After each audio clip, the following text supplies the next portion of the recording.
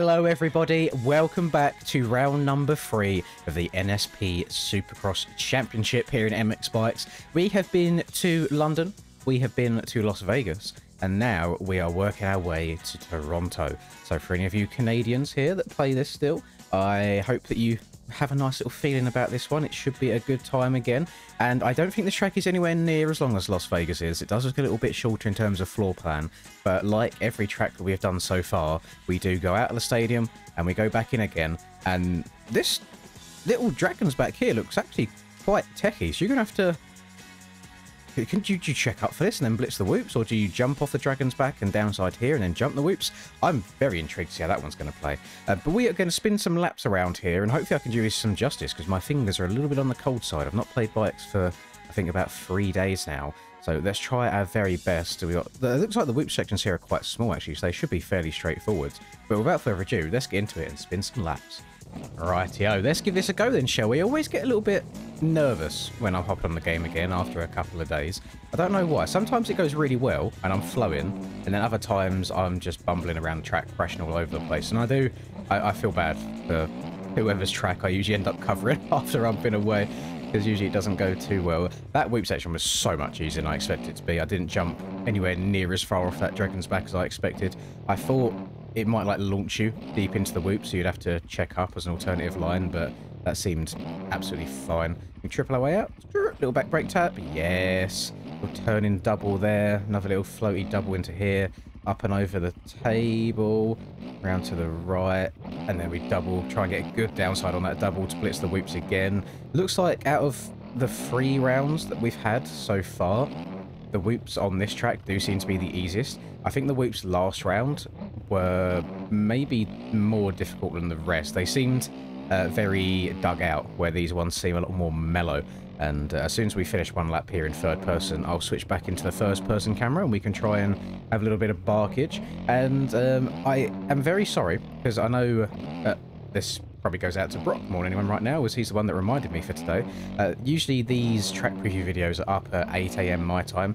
It does give the people that compete a lot of time to have a little look at the track, dissect it, see what they want to do when the track drops. But I've been a very busy man the last 2 days. Travelled... It was only meant to take me 3.5 hours, but on Friday it took me, I think it was 5, maybe just over 5 hours, to go to an annual AJP party, which is very good fun. And unfortunately then that night I only got an hour's worth of sleep. And then we all went shooting yesterday, which was really good fun. My first ever time shooting an actual gun. I remember when I was younger I only shot a pellet rifle like a handful of times in my own garden at static targets, so being able to get the old shotty out and shooting some clays was good fun. It's obviously it's not to the level of the Americans, but UK laws be like, you can't just go out and get them from any supermarket that you want to. But no, a really good time. I don't know when it would happen again, because a little bit of on the spenny side of a hobby, but I enjoyed it. It was like it was me, the AJP boys, Rusper went as well, and it was nice getting away and doing a bit of mingling, socialising, feeling the sun on my skin, on my bald old head, feeling the grass through my fingers. It was a lovely, good time to be away. But then I had to travel back home last night, and all I did last night after getting home was watch the motocross and then went to bed afterwards. And now I'm awake and we're doing this. We're doing a little bit of NSP action, and we're going to be streaming this later on tonight as well. And after the first actual round, not the preview round, after the first actual round of this series, I really expected Cam to like walk away with this, but he had a bit of a struggle last round, and Tyler didn't show up last round either.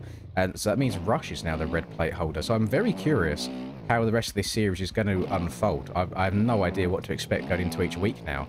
And I think it's because these tracks are just longer Supercross tracks in general. Last round specifically, they are difficult, even for these top boys. So trying to get smooth laps all the time anyway is hard.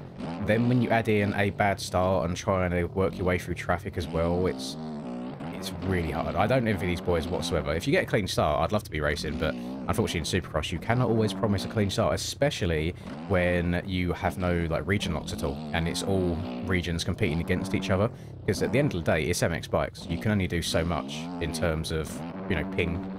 Sometimes you just get unlucky, you're in the wrong place at the wrong time, you might get flung here, there and everywhere.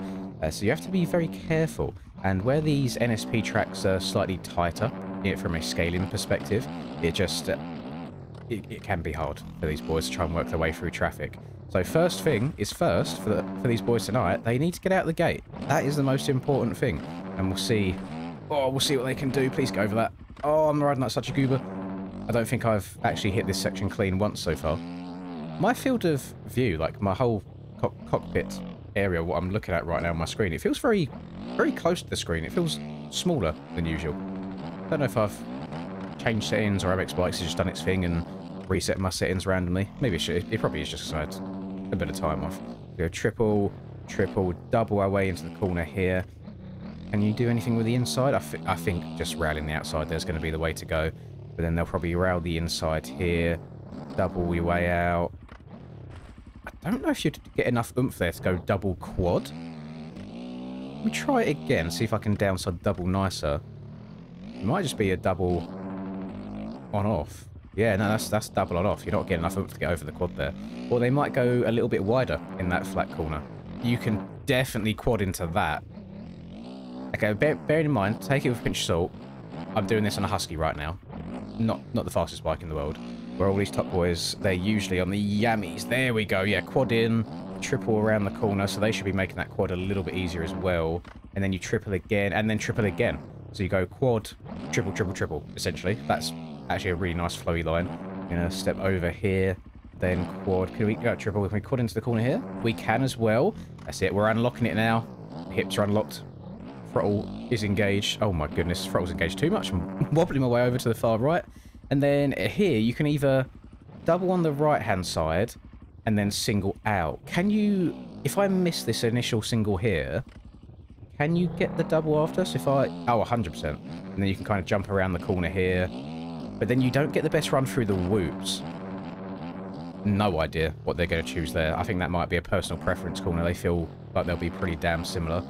On, off, round to the right, hit the normal soupy triple, little floater.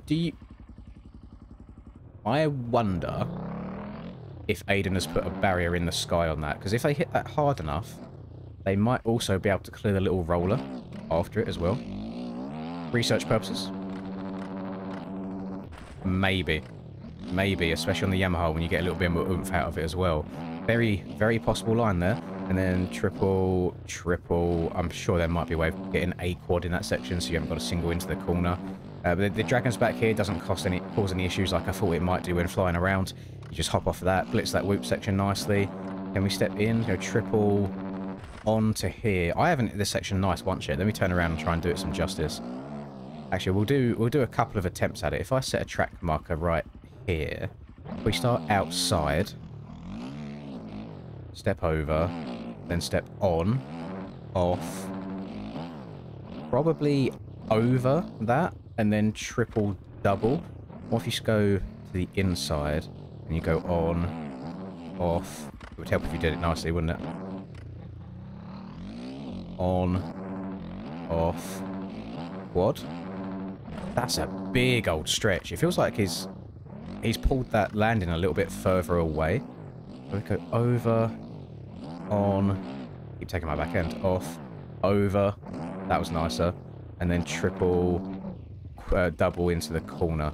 That kind of feels like what might be best, but then again, if I had 4 attempts at it, these boys will get it all worked out by the time the gate drops. They are much more intelligent when it comes to the fast lines than I am. Usually I just end up playing the track after they've all raced it at the end of the day and then taking their lines and being like, oh yeah, this was way faster than what I was doing. What was I thinking in the preview lap?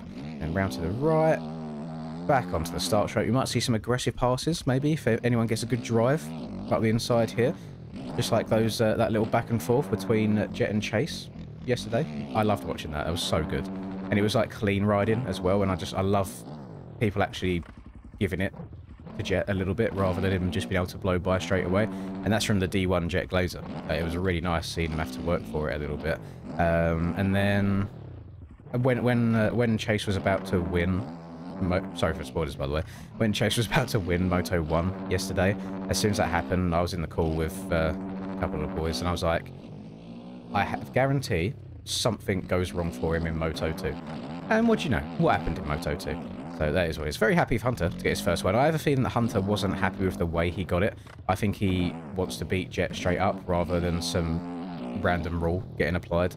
And I don't think I've seen anybody, even like Jet's biggest haters, saying that that penalty was deserved, because the rulebook says like gaining an advantage from it. There was no advantage. He was literally in last halfway up the start straight. So yeah, I don't get that, but that is what it is. He's yeah, still leading championship. Deegan doing Deegan things, you know, just 1-1, easy day for him. I thought, because once they got a couple laps deep into Moto 1, I thought Joe might have had something for him yesterday, but then come the end of the race, like, Deegan just turned it up another level, and yeah, nice comfortable 1-1 for him. So almost a normal day of racing, except for that massive points deduction. But W Hunter getting his first one. Russ was very happy to witness that.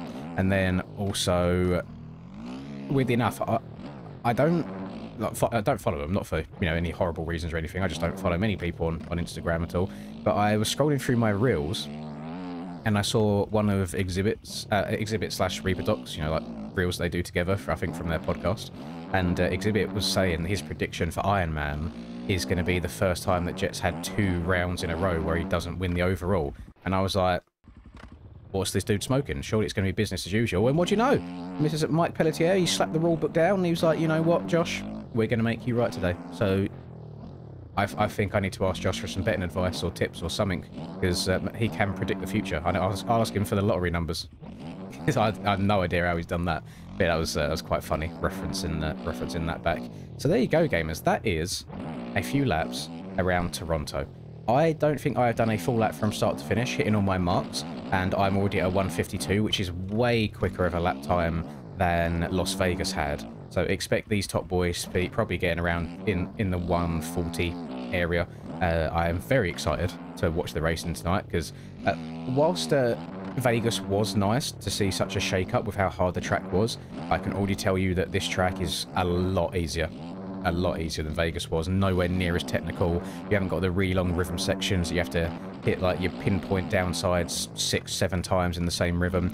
So I think they might enjoy this one a little bit more. Depends what kind of rider they are, but I expect the lap times to be a lot more finessed, if that makes sense, a lot more refined when it comes to race type. You could even triple around that corner there and then go roll double. That could be a really nice alternative line. But I hope you enjoyed this. I will see you all in the stream later today if you're interested in watching. It starts... Oh, it's hard for me even to say. The streams start at 7:30 my time, which is usually about 8:30 in a lot of other European countries.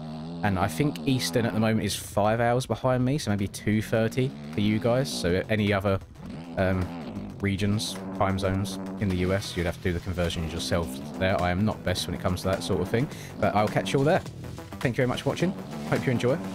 See you in the next one. Goodbye.